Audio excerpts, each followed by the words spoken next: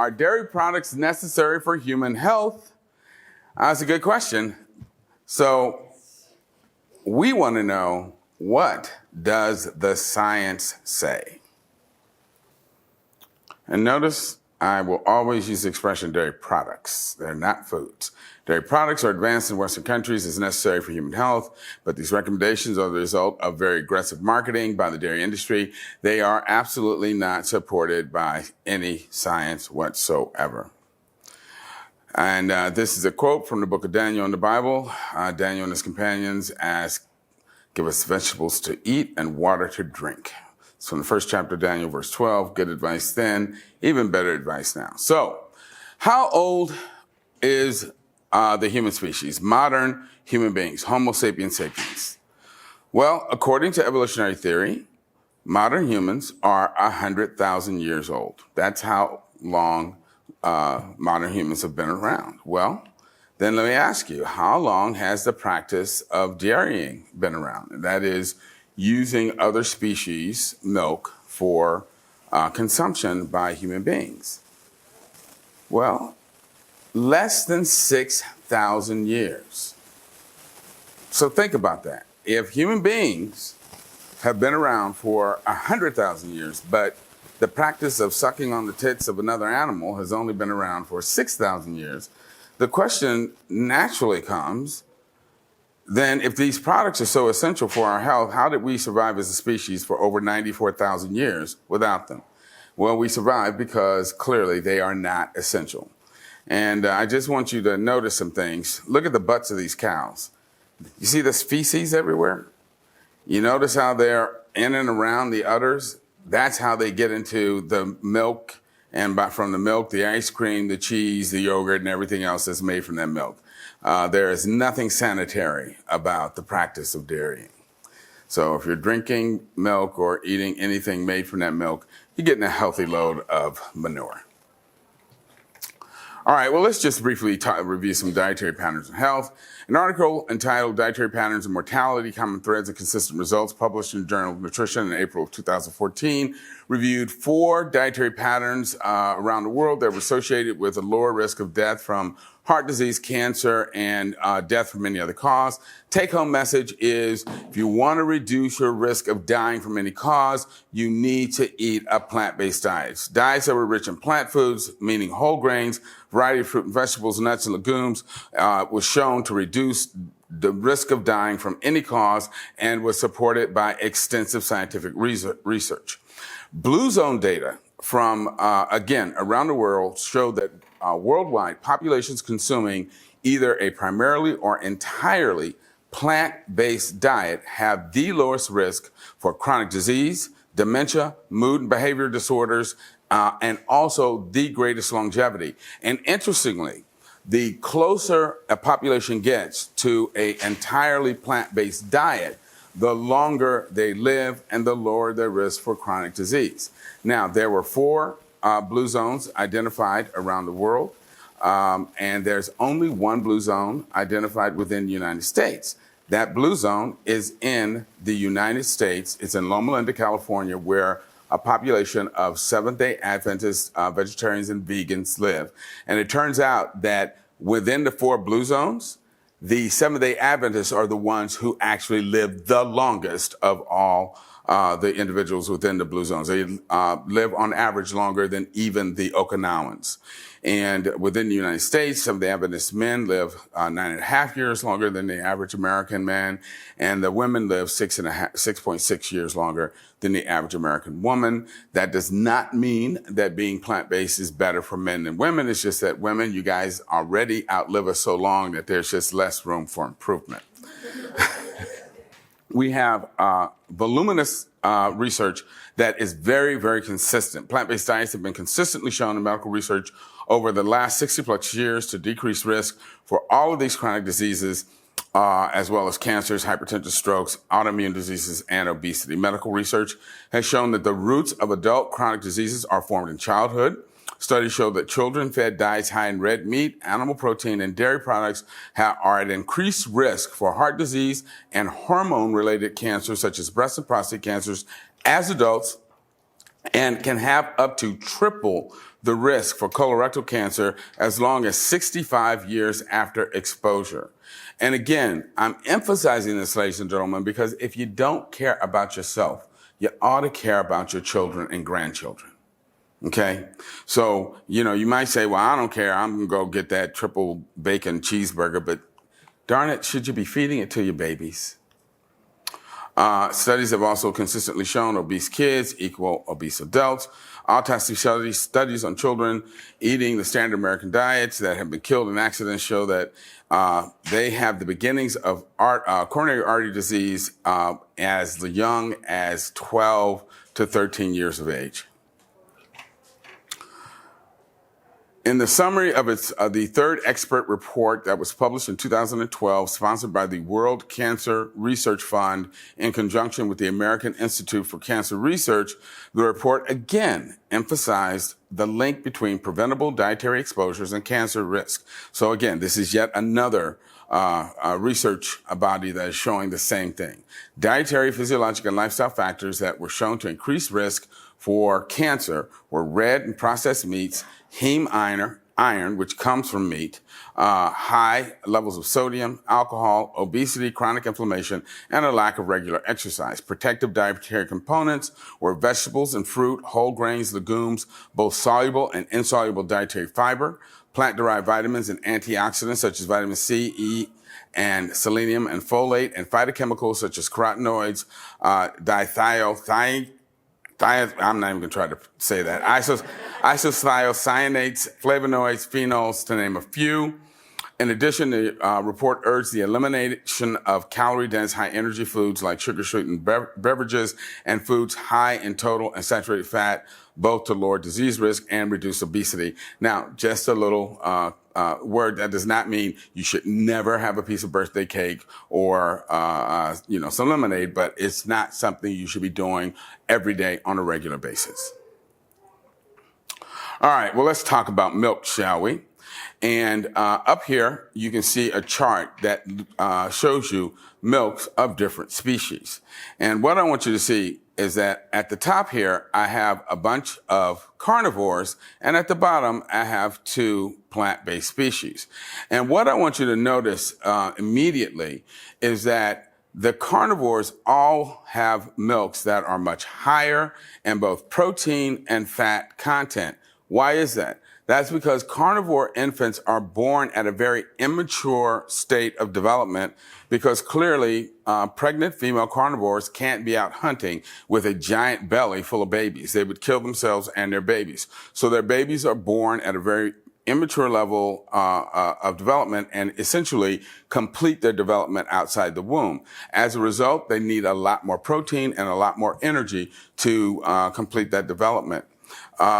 Now, interestingly, when you look at the cow and the human, which are both herbivores, you see that they have pretty much the same amount of total solids in the milk, 12.3, 12 versus 12. They have essentially the same amount of fat.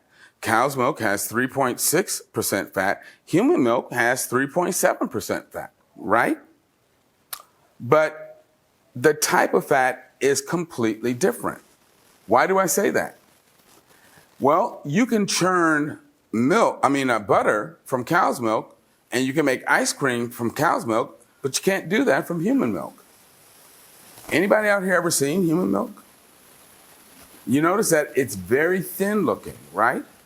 Whereas whole cow's milk is very opaque and very white. That's because the fat that's in cow's milk is very saturated. And if you separate that fat, it will form cream and become solid at room temperature, whereas the fat that's in human milk is very unsaturated and does not become solid at room temperature. Now look at the amount of protein.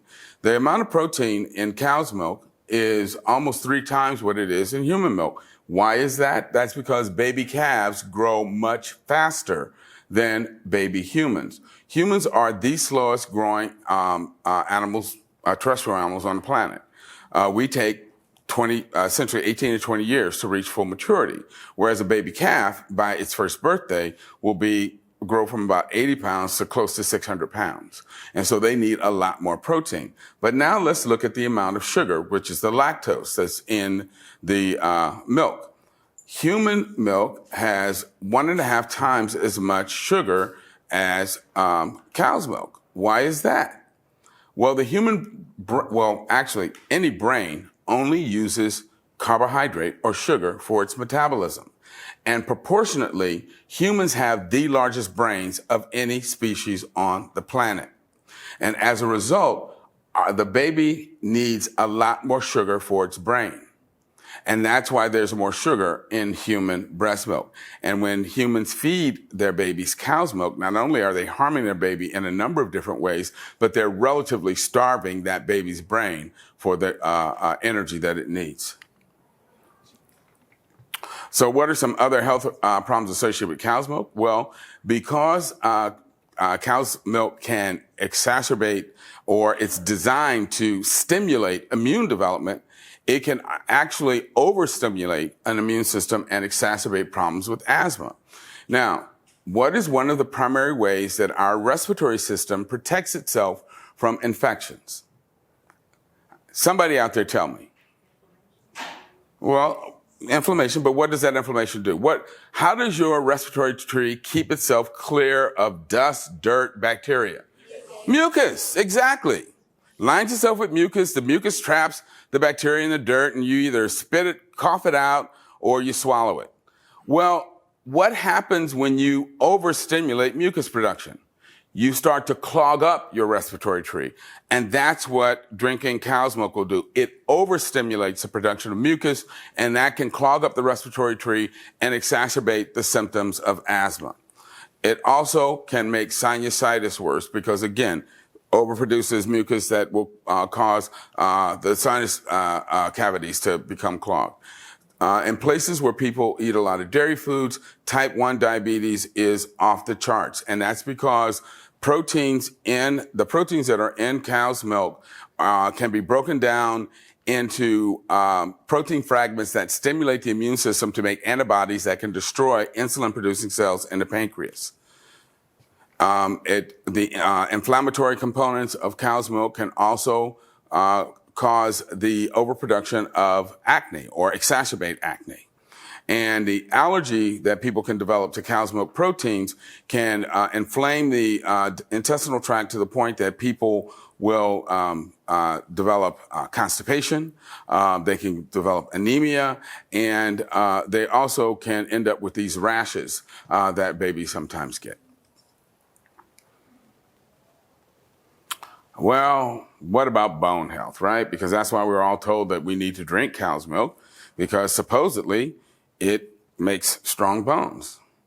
And ideally, we don't end up like these birds on the boneless chicken ranch, right? They can't walk because they don't have any bones. Well, so let me ask you, is milk a good way to get calcium? So there's calcium in milk, right? Does everybody agree? There's calcium in milk. Yes. Where does it come from? Do the cows drink milk? Yes. Are they drinking each other's milk? Is that how they're getting their calcium? No. They get it from the plants. Aggressive marketing by dairy industry suggests that the best way to get your calcium is by drinking cow's milk. That's foolishness, and that's based on marketing. There's no science behind it. Dairy calcium's never been shown to protect anybody's bones at all. In fact, the Harvard Nurses Health Study showed that the women who drank the most milk had the highest risk for hip fracture, and that's because there's so much protein in that milk that it actually weakens their bones and makes them more at risk for fracture. A variety of plant foods contain abundant calcium. Cows get calcium from the green plants that they eat. And you see, I've shown you a picture of several deer, including an adult moose. Now, there's at least one man in this room who is 6 feet tall. And if I were to take that man and flay all of the skin and muscle off his skeleton and just weigh his bones, the bones of his skeleton would weigh 25 pounds. Now, if I took the antlers from that adult moose you guys are looking at and weighed those antlers, which are made out of solid bone, they would weigh 85 pounds. Now, this 6-foot guy, which this gentleman's sitting right over here in front of me, raise your hand, sir. Yeah, you just turned your head. Yeah, you. Yeah. How tall are you? 5'11". Oh, man.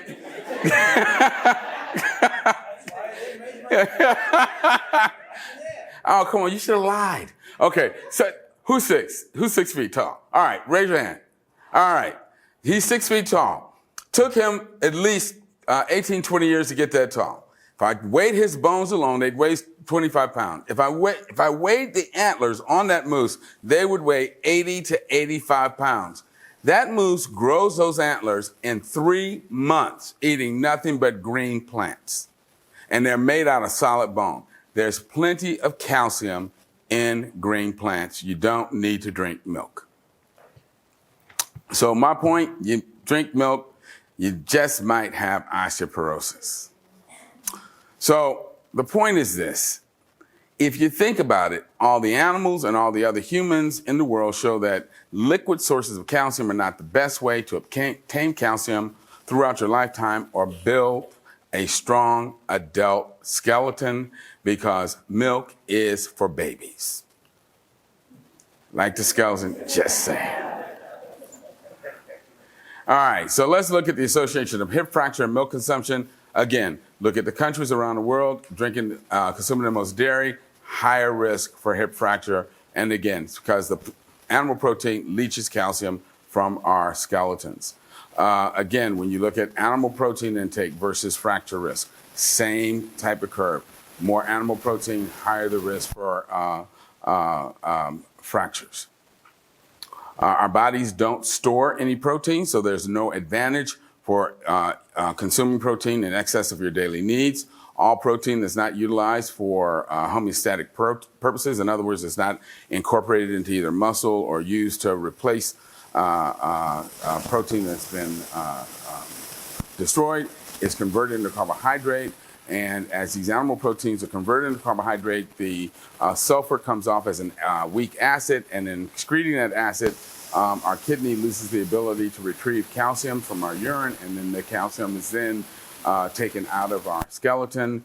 And phosphorus is also mobilized from the skeleton to neutralize the acid. And over a lifetime, we can lose a lot of calcium. Plant proteins don't cause the same problem because they are already buffered by phosphate and don't promote the same type of calcium loss. As a result, studies have shown that women who eat a plant-based diet have higher bone mineral both before and after menopause than women who eat meat. So if you want a strong skeleton, you need to be plant-based. I'm going to have to skip this video because I don't think I'm going to have time for it in the time allotted. If I have to show you that in countries that consume the most milk, they have the highest incidence of type 1 diabetes. And again, that's because, as I mentioned before, these cow's milk proteins are broken down into fragments that stimulate the body to make antibodies that destroy the insulin-producing beta cells in the pancreas, and that will then cause type 1 diabetes, which is an autoimmune type disease. And this is an association of milk consumption with multiple sclerosis. And again, the more milk and dairy foods that a nation consumes, not only the higher their risk for multiple sclerosis, but there's also a higher incidence and risk for other autoimmune diseases like rheumatoid arthritis, lupus, and other autoimmune problems. And again, part of what, when you think about what milk is supposed to do, a mammal has a baby. That baby is very small, and that the mother feeds the baby milk. What is her milk supposed to do? It's supposed to make the baby do what? Grow. And what's the other thing that it has to do? The baby is born with a very immature what? Immune system, right? So the other thing that the milk is supposed to do is stimulate the development of the baby's immune system. But if you already have an intact immune system and you start overstimulating it, what does that lead it to do? To attack your own body. It's like taking your police officers and putting them on meth. They get so hyped up, they just start attacking citizens in the city. So you don't want to do that, okay? All right, so what's in cow's milk? There's hormones, both natural and synthetic. There's pus, there's blood, there's the feces we looked at, there's PCBs, polychloral biphenyls, and other POPs, persistent organopollutants. They're flame retardants, pesticide residues, the antibiotics. They feed these animals, try to keep them from getting sick. And these bovine proteins, whey and casein that I spoke about, that can cause these allergic problems. So there are plenty of plant-based milks that are very delicious and nutritious, so that you don't need animal protein, cow's milk or other milk from other animals. There's soy, oat, hemp, almond, cashew, and rice. And there's even pea and flaxseed milk. I've been told that when it comes to replacing milk for cooking and baking, that oat milk is excellent. And again, if you guys want to take a quick picture, just take your picture. But you don't need cow's milk, and it's better for you not to drink it. And as far as where's my calcium, my mother would like scream when she saw that, because whenever we would say where's something at, she said behind the preposition at. But again, it's better to eat your calcium as opposed to drink it. You can see you can get calcium from tofu, collard greens, chia seeds, fortified plant milks, kale, almonds, dried figs, broccoli, and other cruciferous vegetables like cauliflower, Brussels sprouts, fortified orange juice, and yeah, you know, they put the blackstrap molasses there, but who in God's name eats molasses these days? All right. Well, a word about lactose intolerance. You can see around the world, the majority of people on this planet are lactose intolerant. That's because, as with most mammals, most humans stop making the enzyme to digest lactose once we become adults and we become weaned. Lactose, which is the sugar that's in milk, is a disaccharide, meaning it's two individual sugar molecules that are joined together. And in order to absorb the sugar, you have to split those two sugar molecules into the individual sugars so that you can absorb them.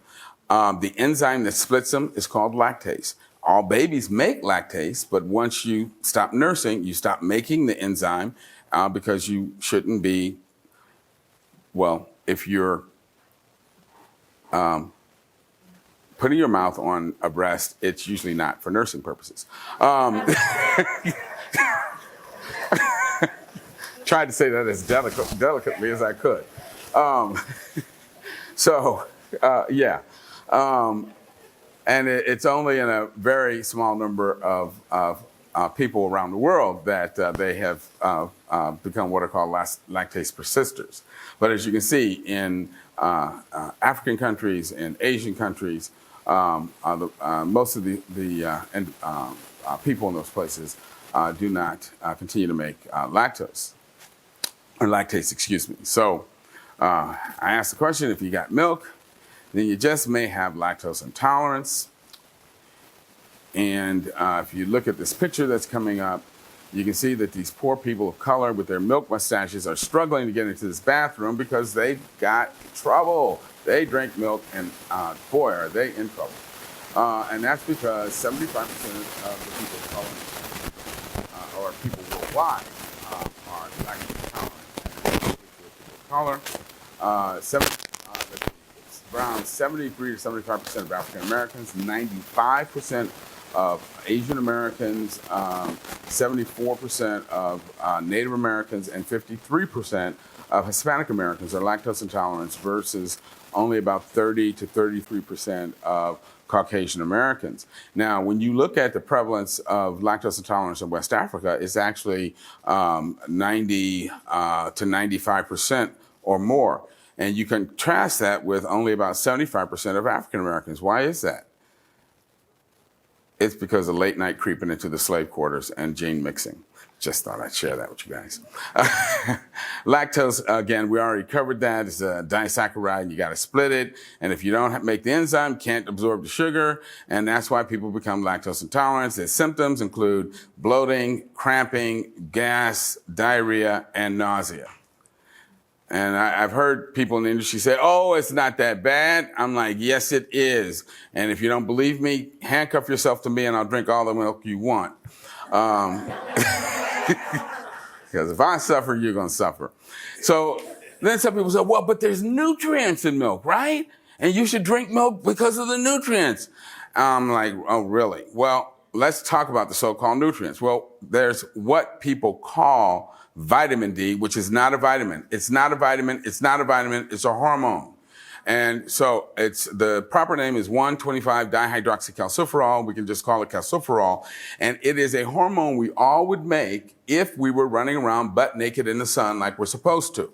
But unfortunately, we all put on clothes and we stay indoors all day, so we don't get the sun exposure we need to make our own calciferol. So that's why we have to take a supplement. But number one, it's not naturally found in dairy products either. It's added to the dairy products. And the dairy industry started doing that as a way of enticing you to purchase their products. And they called it vitamin D to try and make it seem like, ooh, dairy products are a lot more sexy. Then it's not a vitamin. It's not naturally found in these products. They add it to their products. And instead of getting it in their products, you can just get it at the drugstore. You don't need the dairy products at all. Then there's phosphorus. Yeah, there's phosphorus in plenty of plant foods, and you get more from plant foods than you get from the dairy products. You can get magnesium from plant foods. We already discussed how there's plenty of calcium in plant foods. There's tons of zinc, and obviously we don't need the animal protein. So what I tell people is that drinking milk for its nutrients is like inhaling cigarette smoke for the oxygen it contains. It's not a good idea.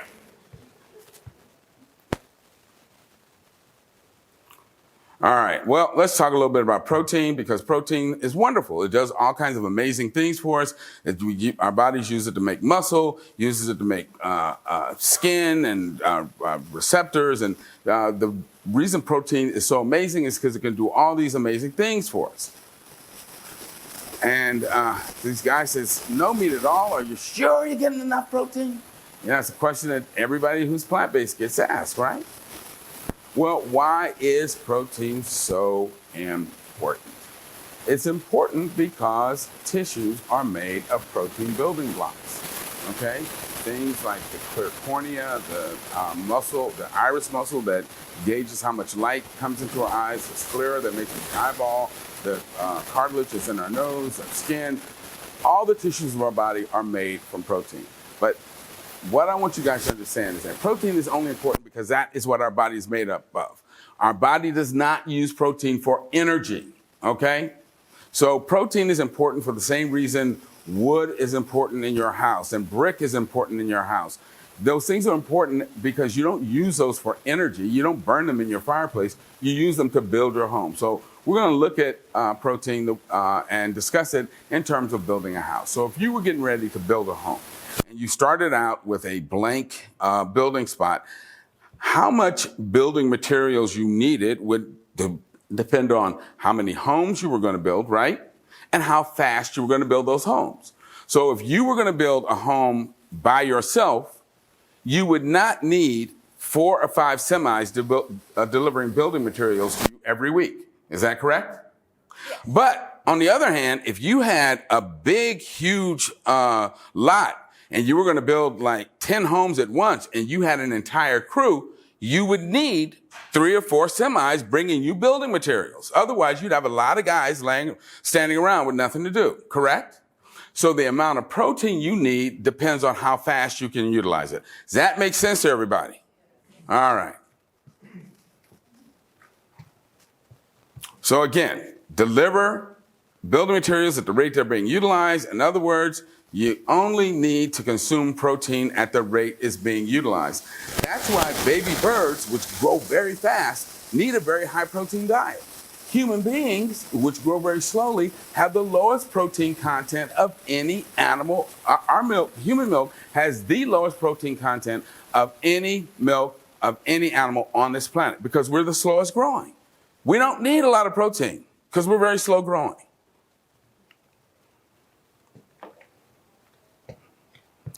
Well, what happens once you complete your building? Do you still need semis bringing you in all this building material? You guys look confused. I need an answer. No. Because once your house is built, you don't need all this stuff being dumped in the front yard. You can't use it. At that point, you only need a piece of sheetrock if your drunk uncle comes over and punches a hole in the wall. Or you only need tiles if the storm comes through and causes damage to the roof. It's a better quality. Again, that means if you take that line of reasoning to its logical conclusion, that means that instead of eating chickens or potatoes or beans, I should be eating dillip. Because he has the exact amino acid composition that my tissues do. That's a stupid way of thinking. You don't need the same amino acid composition to be healthy. For herbivorous animals, as we said, animal protein is a growth signal, and we don't need that. Animal protein turns on genes that are called TOR genes, which are master growth genes that signal our bodies to grow.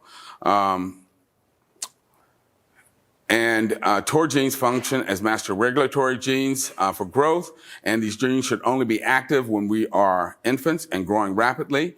Animal protein not only increases the TOR activity, it's the essential amino acid leucine that has the greatest effect in this regard.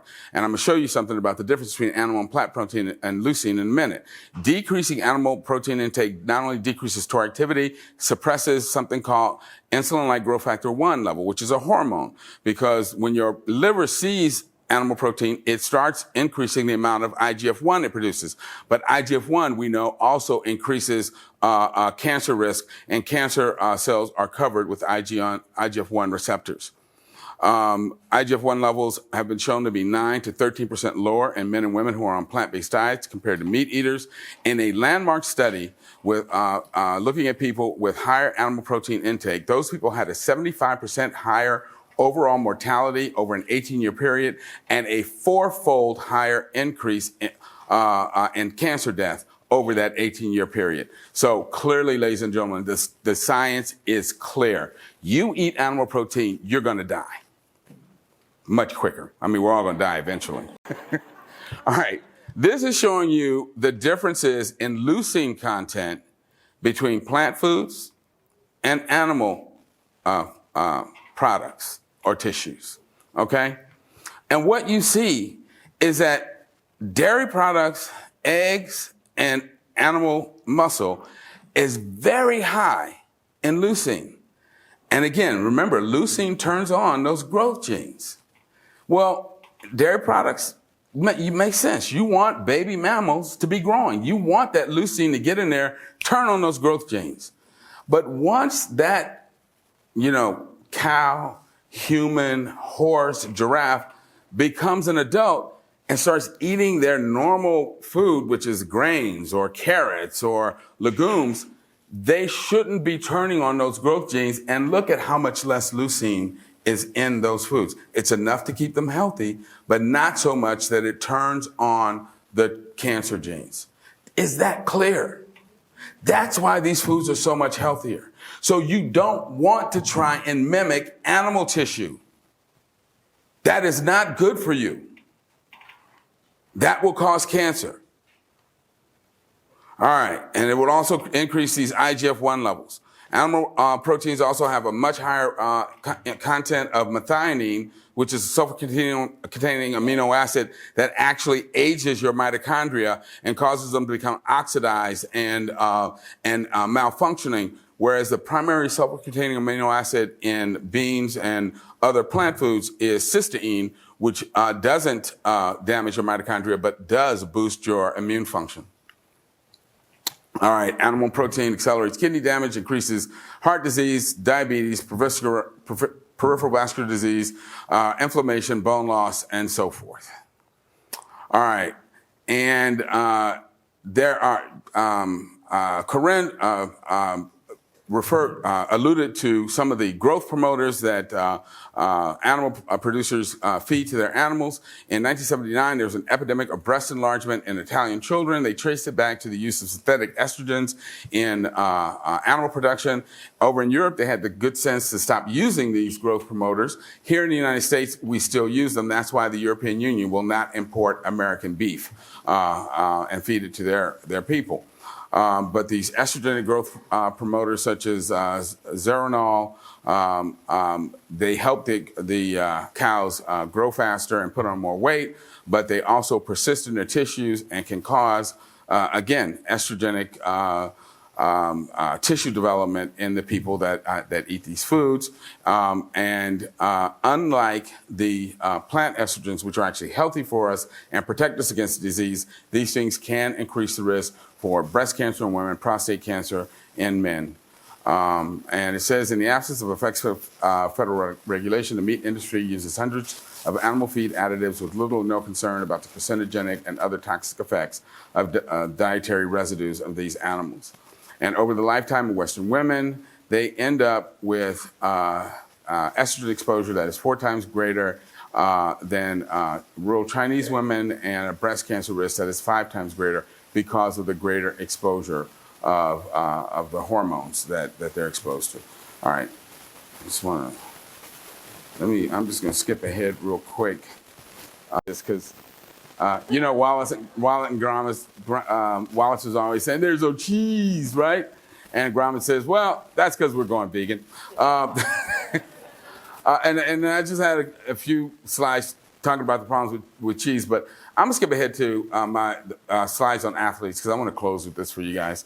There are a number of vegan and Olympic athletes and bodybuilders who are completely vegan because, like the largest land animals on Earth, they show that it's not necessarily eat flesh to make flesh. And this is Malachi Davis, who was a British 400-meter runner in the Olympics. This is Cara Romero, an Olympic soccer player. This is Mont Coleman. He's a vegan bodybuilder from Oakland, California, where I grew up. This is Kendrick Ferris. He was on the USA Olympic weightlifting team. This is Mario Catley, another vegan bodybuilder from the West Coast. This is Rebecca Soni. She was an Olympic swimmer. This is Namai Delgado, vegan bodybuilder. This is Derek Tresize, vegan bodybuilder. His wife is also vegan bodybuilder, Marcella Tresize. And this is Dotsie Bosch, who's an Olympic silver medal cyclist at the London Games. This was from a study that showed that fruits and vegetables can preserve muscle mass and conditioning in both adolescents and elderly people. These fruits and vegetables can prevent oxidative post-exercise soreness and promote faster muscle recovery in athletes. And then lastly, the future of professional sports is vegan because NFL star Derek Morgan, who's a defensive back for the Tennessee Titans, went vegan, and a number of his teammates decided to go vegan as well when they saw that his on-field performance improved and his post-game recovery also significantly improved. And Novak Djokovic is vegan and credits his on-court performance with his vegan diet with improving his on-court performance and post-recovery time. Tennis star Venus Williams is also a longtime vegan, credits her diet with helping to reverse some of the effects of her Sjogren's disease. And there are a number of NBA stars who are also vegans, and I'll just let this slide run through. And I'm out of time. So listen, guys, thank you so much for your time and attention.